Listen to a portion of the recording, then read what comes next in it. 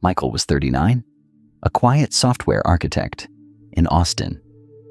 3 months ago, the love of his life walked out the door.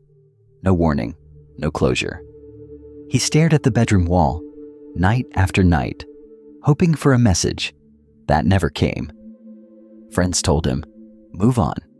But how do you move on when your mind keeps chasing answers? Then he discovered Meditations by Marcus Aurelius. He didn't just read it, he used it. Instead of asking, why did she leave? He started asking, what can I build from this pain? That shift didn't just change his mindset, it rebuilt him. This video isn't about forgetting her, it's about remembering who you are and what Marcus would teach you about heartbreak if he sat across from you. Right now, you're staring at the phone. Again. You've read the last message a dozen times. You wonder if you could have said more or less. You're scrolling through old photos, replaying moments in your head like they were just yesterday. And deep down, you're asking one question. Why? Why did this happen? Why didn't it last? Why do I feel this broken?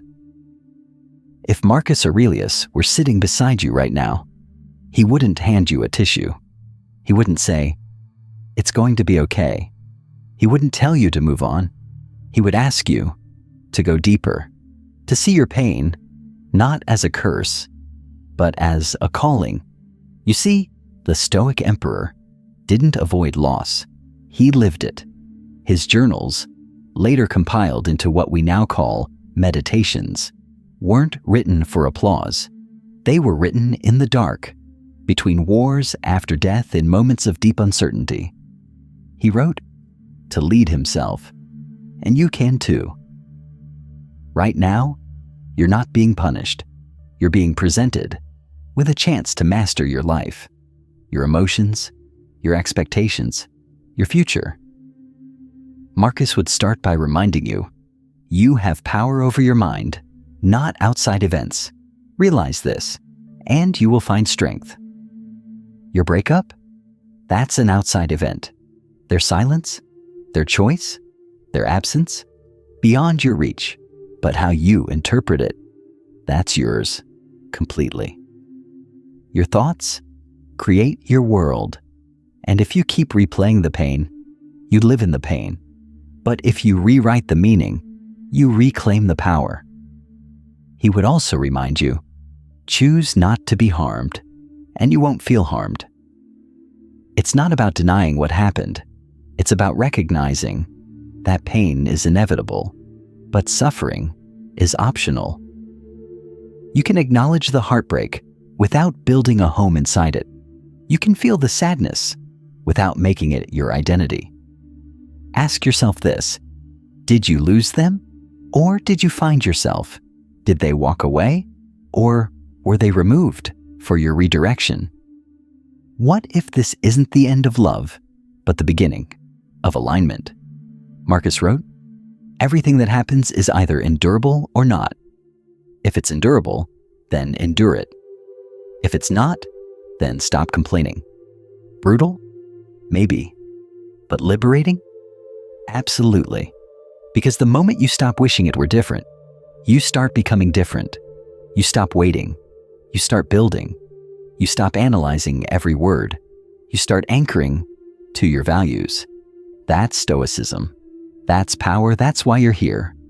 At Stoic Rain, we don't chase. We don't spiral. We don't collapse. We transform. So let's transform this pain. Let's alchemize it. Let's use your breakup to build something unbreakable. Step 1. Own your role, not in blame, in awareness. Ask, where did I abandon my standards? Where did I ignore red flags? Where did I betray myself to please someone else? This isn't about shame. It's about sharpening. Step 2. Return to your path, your purpose, your routine. Get up earlier. Move your body. Start reading again. Cut the distractions. Write. Lift. Building create. Take all the energy you poured into that person. and pour it into your evolution. Marcus would say, the impediment to action advances action.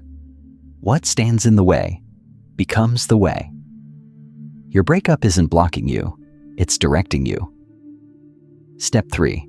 Stop checking their page. Stop writing unsent letters.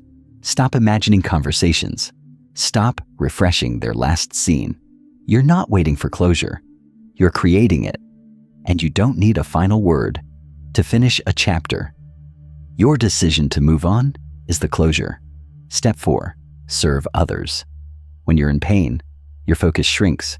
Stoicism expands it. Go help someone. Mentor. Volunteer. Build something of value. Get outside of yourself. When you lead others, you lead yourself. Step 5. Control your thoughts. Watch them. Write them. Interrogate them. Replace "I'll never find someone like them" with "I now have room for someone aligned." Replace "I wasn't enough" with "I now see what I deserve." Replace "I need them to heal" with "I now choose myself."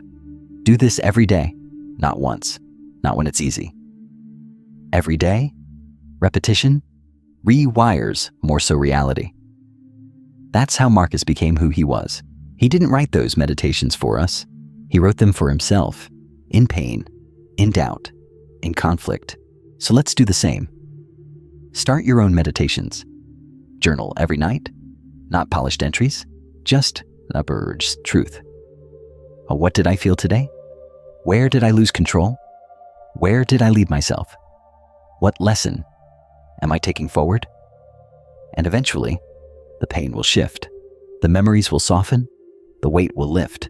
Not because someone returned, but because you returned to yourself stronger, clearer, calmer. And that's the mission here. At Stoic Rain, we don't avoid the storm. We become the calm inside it. So if you're going through a breakup, know this. It's not the end of your story. It's the end of an illusion. The illusion that you needed someone to be whole. The illusion that love requires losing yourself. The illusion that closure comes from outside. Number closure is the door. You close with your own hand. Marcus Aurelius would not offer you comfort. He would offer you control over your breath, your thoughts, your choices, your habits. That's what you can change. That's what you must change. And when you do, you'll realize you never needed them to come back. You just needed you to come back stronger. If you're ready to build that version of yourself, subscribe to Stoic Rain. We're not here to chase the past.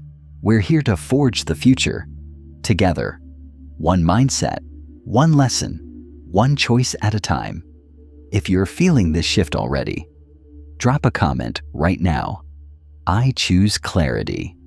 Not just to be seen, but to anchor your own growth. Let's flood the comments with that phrase. Let's show the world there's a new generation of men rising. Not begging, not chasing, but building. This isn't just a video. It's a movement of men owning their story. One journal, one workout, one boundary at a time. Comment, I choose clarity. Then tag or share this with one man who's still stuck spinning in circles. Let's remind him, he doesn't need her explanation. He needs his decision, and he's not alone anymore.